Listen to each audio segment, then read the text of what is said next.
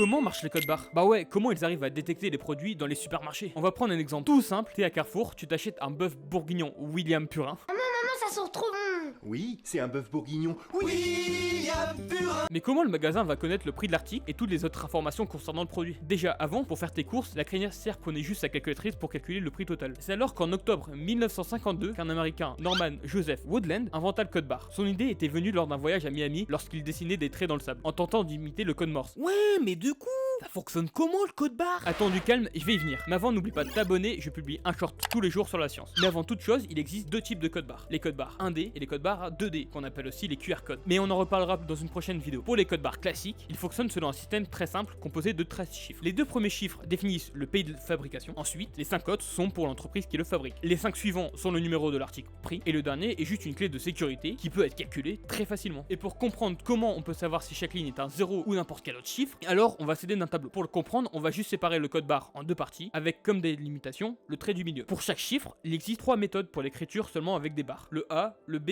ou le C. La partie de gauche est composée d'une façon à avoir que des A et des B. Par exemple, AB, AA, BB. Et la partie de droite est juste composée de C. Ce qui permet au lecteur de savoir dans quel sens lire le code barre. Au niveau des prix, c'est juste un logiciel qui est défini par une application du magasin. Car tous les magasins ont les mêmes codes barres, mais pas les prix. Maintenant, tu sais quoi répondre quand on te dira